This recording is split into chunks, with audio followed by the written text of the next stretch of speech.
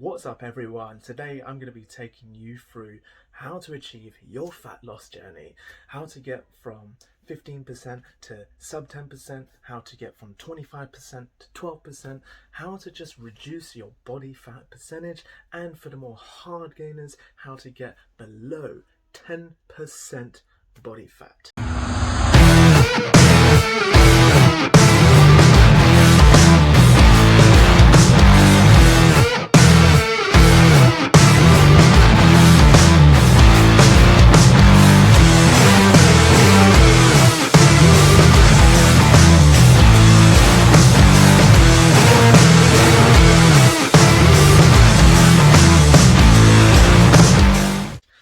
Okay, now everything I'm going to go through in this video are things that I have implemented for myself personally to achieve my own fat loss journey, to get to 8% body fat and keep every single ounce of my muscle mass. I'm going to show you my before and after picture up on the screen now.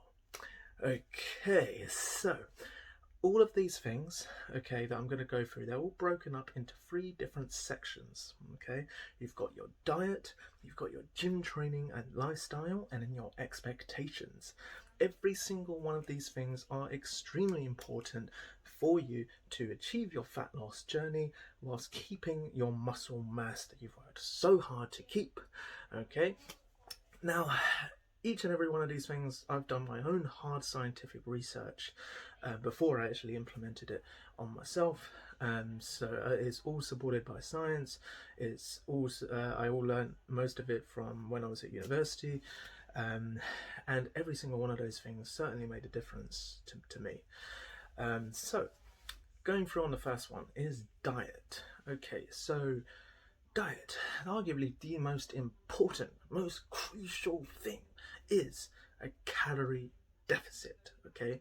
If you're not in a calorie deficit, you're not going to lose weight, you're not going to lose any body fat. 99.9% of the time, you're not going to get to where you want to be, okay? It's only in extreme cases, you know, if you've got a very, very high body fat percentage, like 25% or so, and you start training or whatever, and you're not necessarily in a calorie deficit, then you can see some sort of body recomposition, but generally you need to be in a calorie deficit, okay? That's like in those extreme cases is when you can build a little bit of muscle mass and reduce a bit of body fat simultaneously, but again, that's only when you're like sort of obese sort of level that you can achieve stuff like that, really, on a significant level.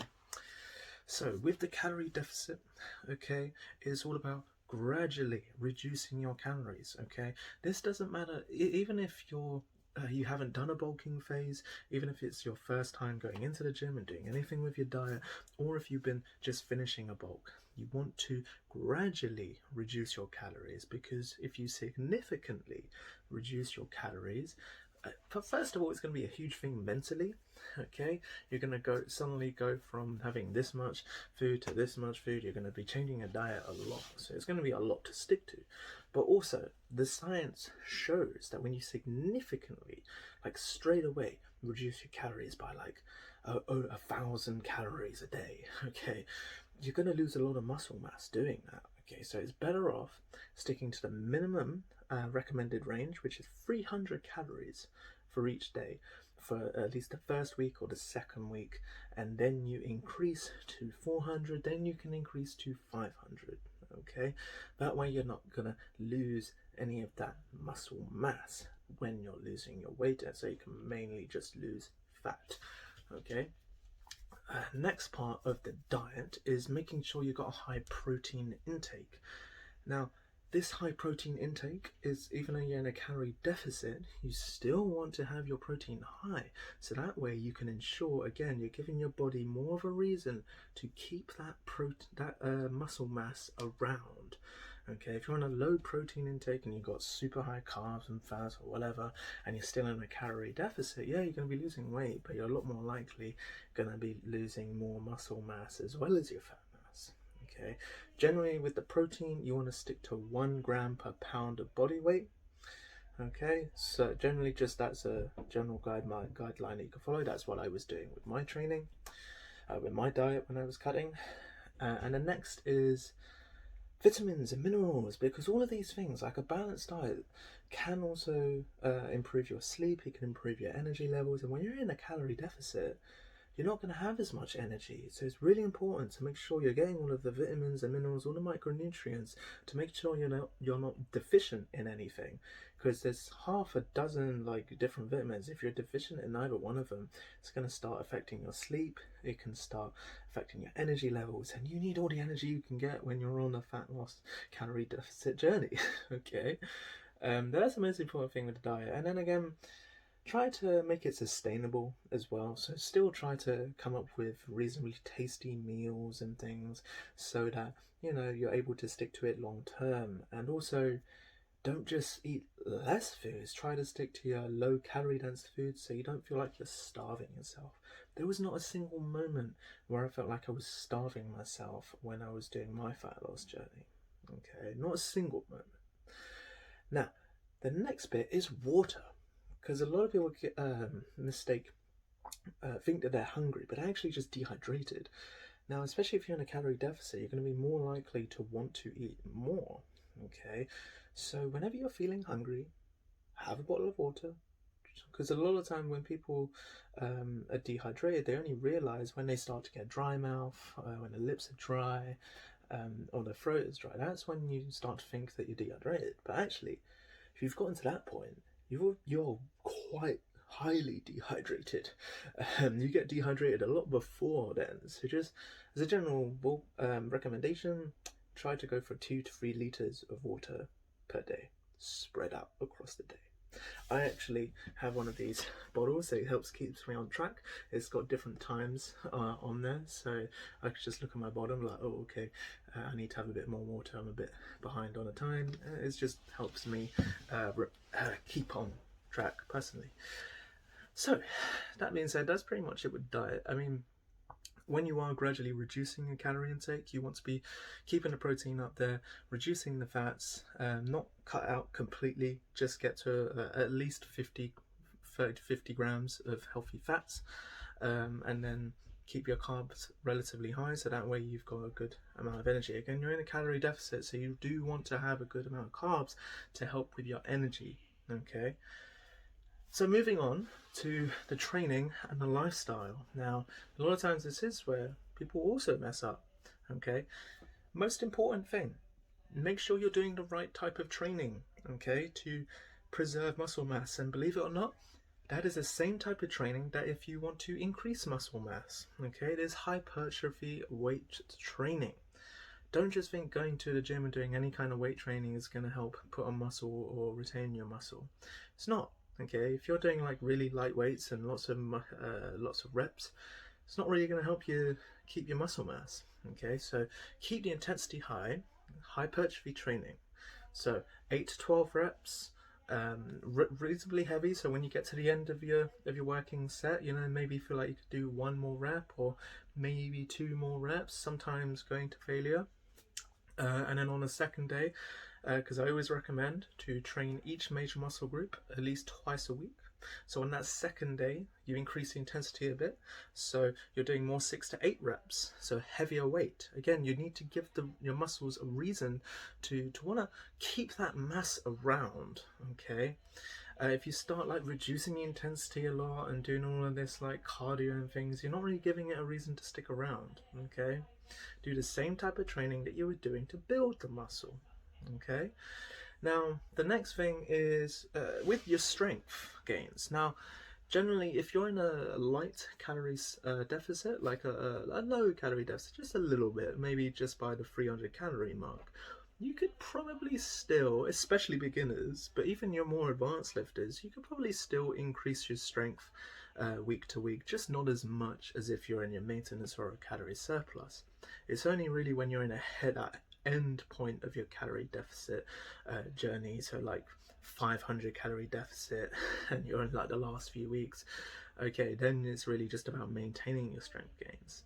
The moment that you start not being able to lift as much and you're getting a bit weaker, that's a huge indication that you are losing muscle mass. So at that point, I recommend to either increase your calories, or it could potentially be something else. You could just have had a bad day, it could have been bad sleep. But if it's something that's consistently happening week after week, at that point something is wrong. You need to look into your training and your diet. Okay, the next thing is recovery, because obviously you don't have as much food coming in, you don't have as much food, you don't have as much energy, and at that point it's really important to make sure that you are recovering properly, that you are warming up appropriately, and that you are cooling down appropriately and doing your stretches. I'm always a huge sort of advocate for doing your stretching, doing your warming up, and doing your cool down. Okay, to be honest, even regardless if you're bulking or you're cutting. Okay, but it's hard, because when you use a lot of energy to work out, because you're in a calorie deficit, so it's huge strain, much more than normal on you mentally, to keep doing your workouts. So do your recovery sessions, because they help prepare you for that next session. They help, so why not do it? Just do it.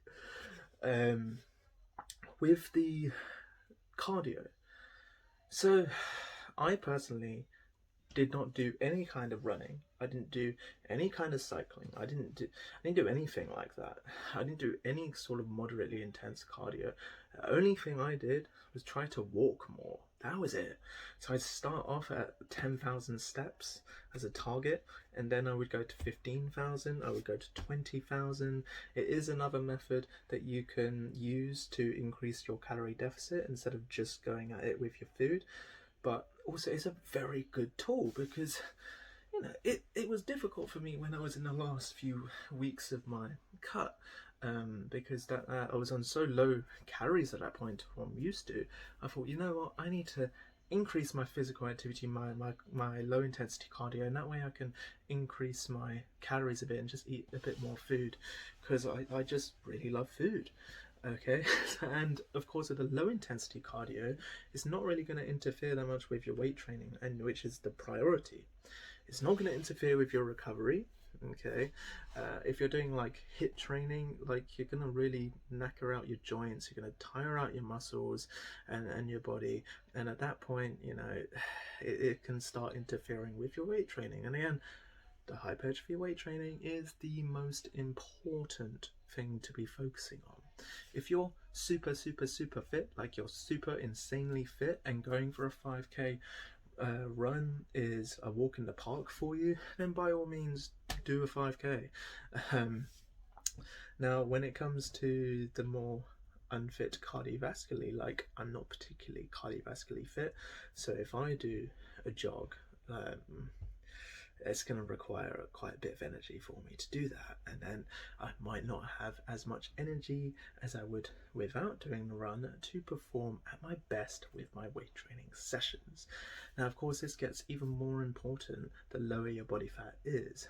Okay, so like your lower body fat goal is, now if you're 10% and wanting to get to 8% body fat, I don't recommend doing any kind of jogging, because you need to be in a very low calorie deficit, and being in a very low calorie deficit, okay, you're not going to have that much energy, and you want to prioritize that energy as much as possible when you're weight training. If you're like 25% body fat, like, or 30% body fat, then by all means do some more cardio. Go for a moderate cycle or something. Like, you're really not going to see that much of a difference. Just make sure that you're mainly doing your hypertrophy training. The next thing is sleep, because you make most of your gains in your sleep. That's your biggest recovery time. It's the biggest time where you're going to increase your muscle mass and or keep that muscle mass. That's where the magic happens. Okay, so make sure that you are getting at least 8 hours sleep, or at least some people say 7 to 9 hours sleep. Just getting a moderate amount of sleep, so that way you've got sufficient energy for the next day, so you can still do a killer weight training session. If you're having 2 hours sleep, you're going to be knackered, right? And then when it comes to doing your session the next day, you're not going to be lifting like anything on 2 hours sleep, you know. So make sure you're getting a good amount of sleep, so that way, again, that's where, you know, the magic happens in terms of like where most of the muscle is actually built when you're not doing anything, you're sleeping. But even on a cut, when you're just aiming to preserve it, the muscle mass that you do have, energy. It's all about energy. Like, you have a good night's sleep, you wake up in the morning, you're fresh, you're ready to go. You have a bad night's sleep, you walk around like a zombie, like, and you don't want to do anything. Okay. Stress is another thing. So stress can have a huge impact on your workout performance. It can have a huge impact on retaining and building muscle mass. So try to do things to keep yourself away from getting stressed out. Keep yourself away from those kind of environments that get you stressed out. I tend to do listen to like guided meditation. That helps calm me down, because I know the importance of keeping stress free. And I know with the current lockdown and everything that, you know, stress is quite a big thing. But I'm not going to talk too much about stress. Just the general gist is try to keep the stress levels generally low, because it can distract you from your workouts. Like when you're training, like, you just tend to start thinking about what's stressing you out. But also it makes it more difficult to sleep as well. And then, you know, that if you're not sleeping that much, then you're going to wake up the next day and you're going to feel like a zombie again. You're not going to feel energetic and ready to go.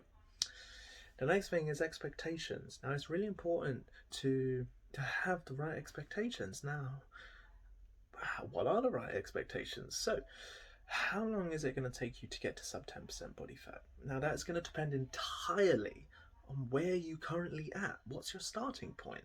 It's going to take someone that's on 30% a lot longer than someone that's on 11% body fat to get to sub 10. Okay.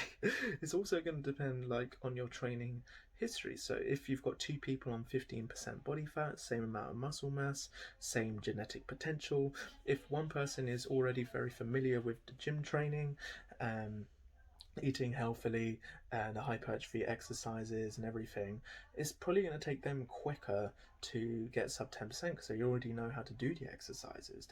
It takes a while to learn how to do complex compound exercises. It takes a long time to learn how to build an effective mind-muscle connection with these exercises and contracting your muscle groups whilst you're doing your exercise. It takes a while, okay? It can take even like four weeks even. So it does depend a lot on where you're coming from. What's your starting point? So another thing, yeah, again, unfortunately, is your genetics. Okay, so for some people, it's going to take them quicker than others just because they're more genetically gifted. But don't use that as an excuse. Okay, and just because you're already obese does not necessarily mean you've got bad genetics. It might be to do with poor life choices and poor diet and being so sedentary. And it's funny because I've talked to a few people about this that are overweight and obese, and they're like, oh yeah, I've got bad genes, so you know, it's, you know, out of question. I can't, exercise don't work for me, diet don't work for me because my genes are so bad. And I'm just like, I see what you eat, I see how inactive you are. I'm pretty certain it's because of those things and not because of your bad genes, okay? Like, they're eating McDonald's every day, they're having like 5,000 calories or 10,000 calories. Like, you wonder why you're overweight. You're not working out, you're not eating healthy foods, you're deficient in half a dozen vitamins. You know, I'm pretty sure it's because of those things. Genetic potential only really stops you like when you've been working out and achieving like progress for a long time. Then it starts to kick in. Like, even like when you're doing bodybuilding, for example, like it only really gets to the point when you're like got a huge amount of muscle mass on you, then you start to maybe plateau. Okay, not when you've got no muscle mass at all and you've got a huge amount of fat mass. No, your genetic potential isn't stopping you at that point from getting in better shape. So stop using it as an excuse. It's only for the extreme advanced lifters they can start using that as an excuse. Okay, even I am not using that as an excuse right now, and I've been sub 10% body fat. I've had reigning six-pack abs, and I'm not even close to using that as an excuse. Okay, but then are you doing everything correctly? Because a lot of people think that they're doing everything correctly. Like they think they're having this amount of calories, but then they're missing out all of the little things in their diet, like olive oil, or the milk they put in cereal. A lot of people don't count those little things, okay? And then even doing everything correctly, like I said, doing everything I said, gradual calorie deficit, doing the right kind of training, trying to get your step count up, doing all of those things, doing it consistently for a long period of time. That's what it's going to take. There's no magical pill. Don't listen to V-Shred, okay? And then you're going to get a six-pack overnight. Not going to happen. Sorry to burst your bubble. Okay, this is a reality check. I'm not telling you what you want to hear. I'm telling you what you need to hear, okay? Generally, with how much weight you should be looking at losing is entirely dependent, again, on your training history, but on also how much body fat you currently have. If you've got a really high amount of body fat, then you can afford to lose a bit more weight than if you're on like a 10% body fat.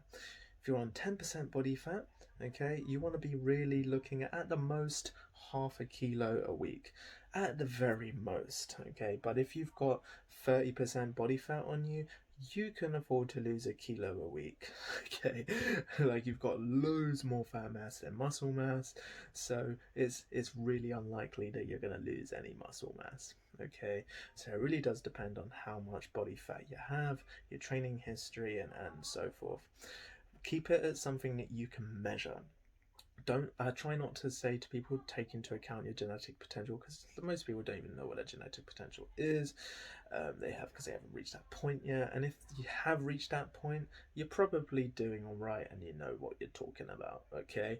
So when it comes to like guidelines, generally if you're for guys over 15% body fat and you're going in for a fat loss phase, I would say yeah, you can start to lose like that if you're over 15%, you can start to lose a kilo a week, okay? That's fine.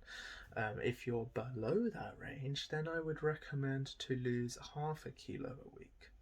Okay, of course, in the first week or two, you're going to lose more weight than when you go into your next few weeks of your training, because there's a lot of fluid that you also lose as well, like a lot of water in your system that you'll lose. And then for women, if you're below 18%, then you can look at, okay, half a kilo at the most, and if you're above 22%, to then you can lose around a kilo a week. Okay, that's a general guideline. That's not just me off the top of my head. It is actually a general guideline. Okay, a lot of people recommend. A lot of scientific researchers have suggested that. Even you look at like my protein and like other strength and conditioning associations, they all suggest that. Okay, so I definitely agree with that. And so the next thing, is it hard? And what is the hardest part? Is it hard? I mean, that's going to differ from person to person. It's quite individualized. Some people find it the easiest thing in the world, to be honest. I found it much harder to stay at that point than I did to get to that point. But the easier, the more you do it, and the more muscle mass you put on and you're bulking, and then the easier it actually is, because your metabolic rate goes up, and then you can actually eat more food to keep that muscle mass, and you don't need to be in such a calorie deficit all the time. Like you don't need to starve yourself. You don't need to like not eat so much food. Like it does get easier mentally. You're more used to it, your body's more used to it, but also like the first cutting phase, the first time you get to 8% or below 10% body fat, it's always going to be the hardest. The important thing is that when you get to that point, you then need to increase your muscle mass on a bulking, and that way, because it's so much harder to maintain. You're not going to maintain like 6% or 8% body fat year round all the time. Like only 1% of the population could probably do that. But if you then put on your muscle mass, Okay, and then you can actually eat more foods. You can start to eat more things. Like, so on my second cut, I'm eating a lot more foods that I could no way I could eat those kind of foods like when I was first doing a cut. Okay, I'm actually on more calories this time around going on my second cut. Okay, so generally, like, the more often you do it, the more calories you're actually able to eat, and the more food you can actually eat, the more times you do it. So it does get easier. Um, what the hardest part though? Like, the hardest part, I would say, is just staying consistent. It's the easiest thing in the world to do it for a day. When you're doing it for like 8 weeks or 12 weeks or like 6 months, or you're doing the constant cutting and bulking and things for like a year or 5 years, it's much harder than doing it for like just a day. Like, any of those things like that I've talked about on their own is difficult to do. Like, it's a lot of positive habits, there's a lot of positive changes to your lifestyle, your diet. It's a lot of changes. But it's easy to do that for a day. Like, anyone can do it for a day. But doing it 100% all the time for a long time is definitely the hardest thing. Okay. So that's it for this video of getting to below 10% body fat, and or just generally losing body fat. Those are generally the kind of things that is really essential for you to be aware of to achieve your fat loss journey. I hope you enjoyed that video. I hope it was useful. Please do put a comment below on your thoughts, or if you have any questions, or if you do want me to go through anything in a bit more detail, feel free to just let me know. And if you've watched this much of the video, you might as well like, share, subscribe to the channel. So I thought it would be useful for me to upload a couple videos before finishing for what it actually looks like for me to be at certain body fat percentages. So this current video that I have on the screen now is me at 8% body fat. So incredibly defined, loads of veins pumping out all over the place, visible abs, a lot of definition, like a lot of definition. Okay, so this is what it is like for me being at 8% body fat. So comparing this video to the last one, I just finished doing an 8-week bulking phase where I put on a total of 5 kilos. Now, that was 3.5 kilos of muscle mass and only 1.5 kilos of body fat. The rest was really just fluids. Now, you can see that I've still retained quite a lot of definition. I've clearly put on a little bit of body fat, but still very low body fat levels, still at only 10%. Now, it's just a good idea to recognize also that the lower your body fat is, and then you go into a bulk, the more muscle mass you'll put on in relation to body fat. If you start a bulk on a much higher body fat, you're going to put on probably the same amount of body fat or potentially more body fat than muscle mass.